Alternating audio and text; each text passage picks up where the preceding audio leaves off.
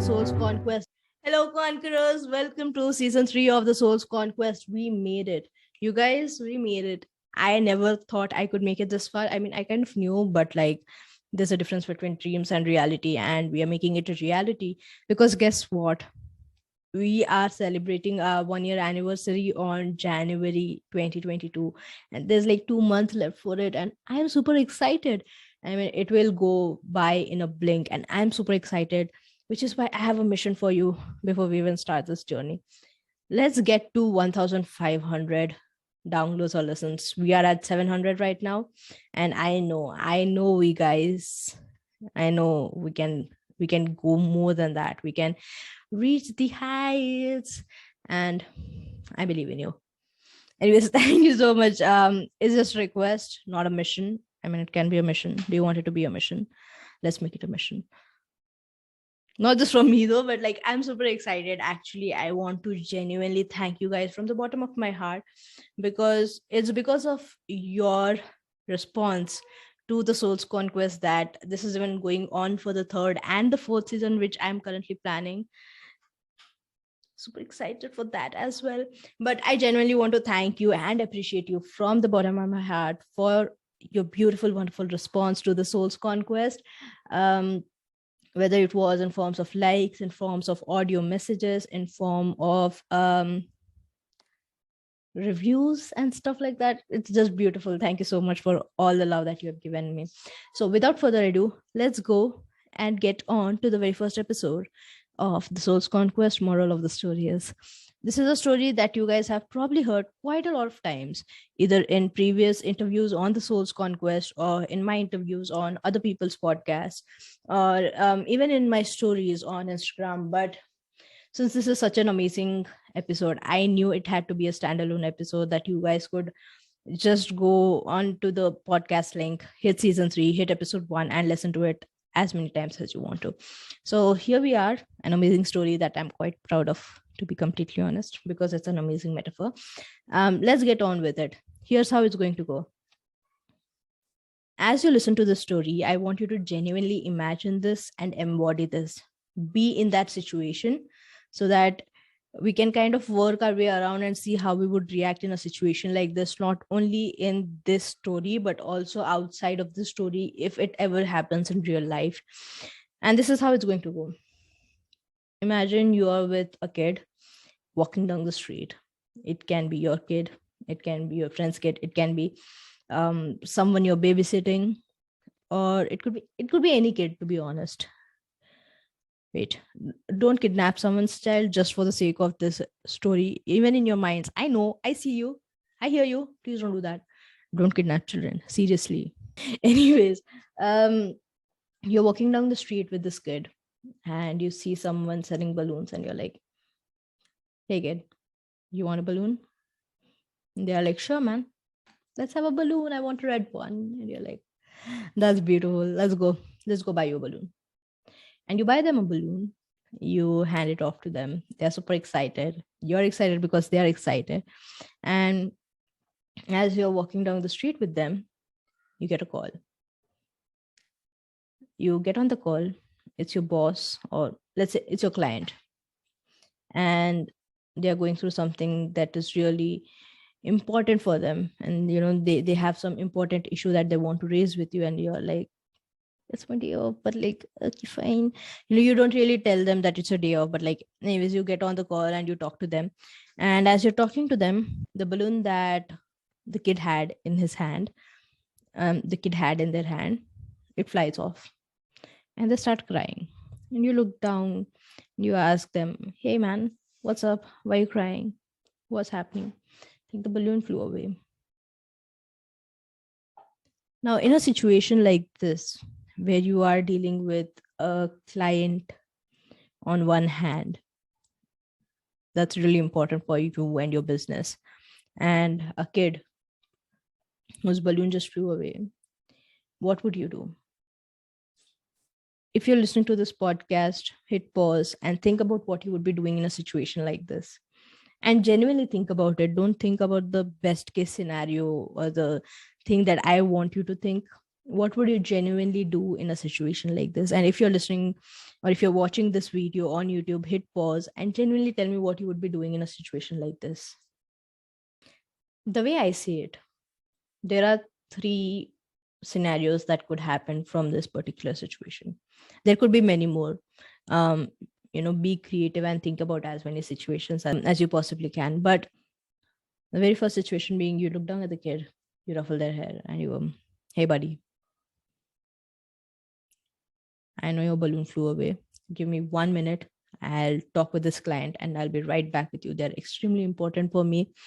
I hope you understand. Just give me 1 minute. We'll seriously be done."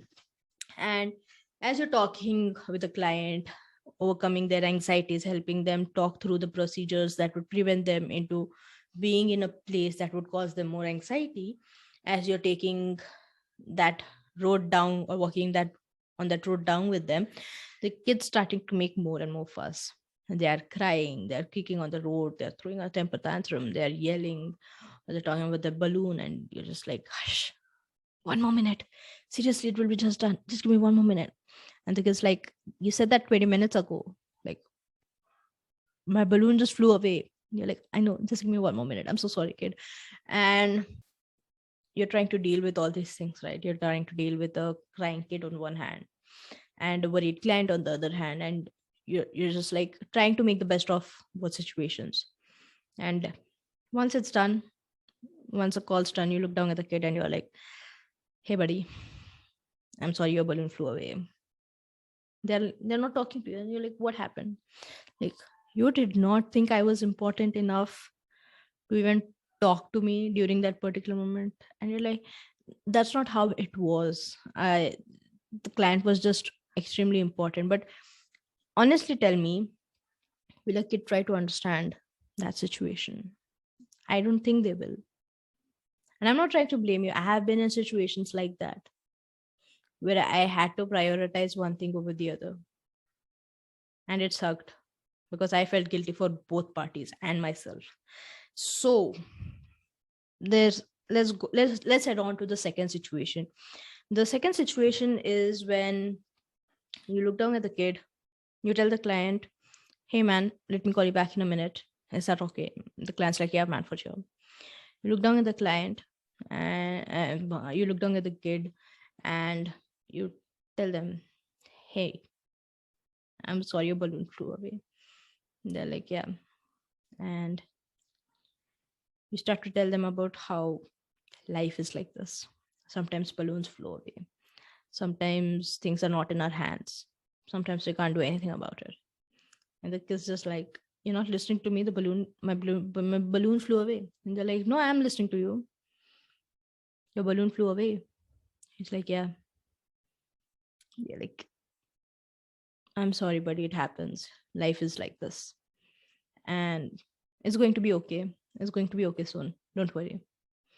And then you get back on that call with your client, thinking that you've dealt with the situation for the time being. And as you take your client through the process, it's a repeat of the first situation. The kids crying, yelling, kicking, making a tantrum. And you're just like, "Hush, what's it?" "My balloon." And you're like, "I know, but we already spoke about it. So what's happening? Like, just let me finish this call. This is extremely important." And to be honest, I know some of you guys sitting there listening to this would be like, or watching this would be like, "Oh my God, she's trying to paint us as the villains." No one is a villain in the story, not the client, nor you, nor the child. It's just what it is. I'm telling you about how you could possibly deal with this situation, or guiding you towards that, not even telling you. You could, as I said, there are millions of creative ways that you could deal with a situation like this. This is just something that has worked for me, which is the third situation, to be honest. Before we head on to that, once a call ends with your client in the second situation, you look down to the kid and like, "What's it, man? Like, we spoke about it. Your balloon flew away. I know. Like, what can we do? Life sucks." And they're like, "I know it sucks, but you didn't listen to me. My balloon flew away." I'm like, "No, I listened to you and I told you life sucks." They're like, that's not a solution. Like, that's a solution for right about everything in life. But to be honest, does the kid really want to hear that? No, I don't think so. I don't think they want to listen to that particular thing in that particular situation. So what do? We go for the third situation. In the third scenario or situation, you tell your client, hey buddy, I know this is extremely annoying.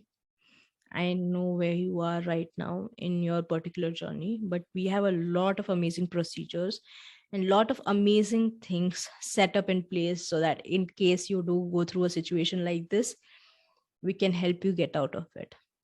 However, this is my off day today. I am out with my child, and if possible, let's get back to this tomorrow in the morning. Does that work? I can send you a email with all the things that we um, the procedures that we have in place to help you in situations like this. I can send you a mail with that as soon as I'm back home, and we can get on a call tomorrow morning, first thing tomorrow morning. Heck, if you want, right now I'm outside. I know it's my day off, but I really, really appreciate you. So just for you, just this once, as soon as I'm back home, I'll get on a call with you and we'll talk through this. And the client's like, yeah, man, for sure. It's okay. If you want, we can even do this tomorrow. It's not that urgent. It can wait. And you're like, for sure. Thank you so much. Thank you for understanding. It's like, no, I get it. It's okay. Have an amazing day off. You're like, for sure. The client is reassured. I know, not business lesson, but the client is reassured because you just told them that you have dealt with situations like this and you have procedures in place to help them with situations like this. So then they know they're not alone in this particular situation, and they're fine with it. They can wait. It can wait. You even offered them the solution of giving them a call back and getting on a call with them once you're back home, so they understand. However, in this particular time, the kid has been pouty and angry, and you look down at the kid and you're like, hey, it took you like 1 minute to share that particular piece of advice with the um, client, or it took you kind of like a minute or two, a couple of minutes to talk with your client and tell them that this is not a good time. And the kid saw that and it's like, okay, fine, I'm not being ignored. You look down at the kid looks up at you. The kid goes, my balloon flew away. You're like, I'm sorry, I saw that. What do you want me to do? And he looks up as the balloon kind of goes, and it got entangled with a branch on a tree, let's say. And he's like, can you try to get it down? And you're like, for sure, I can try that. You go and you try to get the balloon off of the branch, but let's say it doesn't work. Let's say it works, but let's say it doesn't work in this particular situation. And you're like, I'm sorry, kid, I couldn't get the balloon down. Like, my balloon. And you're like, I know. You're like, what can I do to help you? I know stuff like this happens, and I know you're feeling angry and you feel like crying. But don't hold your tears back. Show your emotions. I'm here for you. What do you want me to do? They sniff a bit. They sniffle a bit, like wipe away their tears with their little cute hands. The size of this, if you can see in the video, because I have little baby hands. But they wipe away their tears and they're like, I can still see the balloon, man. Can I get another balloon? It's not a replacement of the previous balloon. It's just, I want a balloon. And you're like, yeah, let's go. Let's get your balloon. Yeah, will that make you happy? Like, yeah. And this time, the scenario goes like this. In this scenario, you neither ignored, you didn't brush away the child's feelings and emotions by telling them that this is what happens. You were there, The child saw that you tried to get off the call as soon as possible. In fact, you canceled on the client in that particular moment to be with the kid. And the kid saw that, and it saw that you tried your level best to help them get their balloon back, or have you bought them a new balloon so that they could still have fun, and you had an amazing day afterwards. What does this tell you? What do you think the moral of the story is in a situation like this? Okay, let's do one thing before we head on to the moral of the story. Let's do one thing. Imagine this is a situation in real life. Imagine you are talking to your friend, and the child here is you, your inner child, and the balloon here is fears, memories that were once beautiful but turned bitter, traumatic stuff, things that you emotions that you don't want to feel, things that you don't want to remember.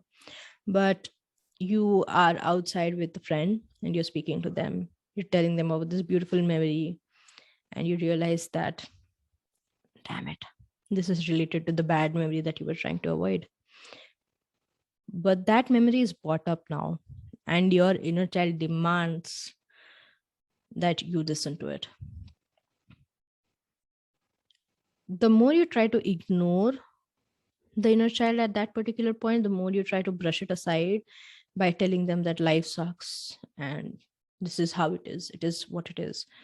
The child's not going to understand that. It's going to yell at you from the top of the rooftops, if you can imagine that those emotions are important and you are trying to brush it aside, you're trying to ignore them. So what would you do in a situation like this? If it were to me, I would excuse myself, go to the bathroom, and I'd tell my inner child, hey buddy, I know this is a really difficult emotion for you. I'm sorry this was brought up. I should have been more careful. The child's like, no, it's okay. It's normal. This was important for you. And this memory was brought up. Like, yeah, it was. What do you want to do about it? And the child goes, nothing. I want to be heard. I want to cry a lot. And you're like, I know, I do too. But we are at a restaurant right now, and our friend is waiting for us. And this is not me ignoring you. This is me knowing that you're feeling that emotion as deeply as I'm feeling this emotion. So let's do this. Let's make it a date. Tonight at 9 o'clock, you and me, favorite dinner, favorite glass of wine, and we'll have a good, nice conversation about this particular memory that was brought up. We'll cry about it, we'll laugh about it, and I'll be with you as you'll be with me. Does that make sense? Yeah. Your child's like, sure, I understand. Let's do that. And you go back to your friend and you spend time with your friend and you go home and have an amazing dinner with your child, your inner child. Your inner child's happy because you did not brush them aside. You did not ignore them for something that was much more important. You made sure that they were a priority, but so was someone else. And while they are an amazing priority, you promised them that you would deal with this. You would not ignore this. You would not throw this away and forget all about it or brush it under a rug or something like that. You promised them that you would deal with it. And so the child understood. Heck, I would suggest, okay, think of it like this. Doing this, having dates with yourself is really important. Having moments with yourself where you can be free with yourself and where you can talk to yourself is really important. But don't try to schedule dates all the time, because then your inner child will feel like you do not give them any importance. If the second scenario, or even in the second scenario, let's say, if this scenario were to happen multiple times where you're outside with a friend and this bad memory or traumatic stuff came up and you kept brushing it aside, or you kept telling your inner child, let's deal with this tonight, let's deal with this tonight, let's deal with this tonight, every single time it happened, it would start to feel like you're brushing it aside. It would start to feel like you're ignoring those emotions every single time they come up, and rather than dealing it with them, then you're trying to brush it aside and keep it for another time. The thing is, if you were in a situation like that, and if you had the opportunity to cancel and go back home and deal with it, then do that. If it is not there, this is a fail-safe method. This is not a always method of keeping rescheduling stuff, because then your inner child is going to feel neglected and not important. So just remember that while this scenario is amazing, keep it as a fail-safe. Keep it as a plan B option rather than the first thing that comes out of your mouth. And I'm sure it's going to be awesome. And please schedule a lot of dates, not just when there are emergencies like this, but schedule a lot of dates with yourself, and have a lot of fun with yourself, because it's important to have conversations. It's important to have communication, communicate with yourself, talk about not only the bad stuff but also the good stuff.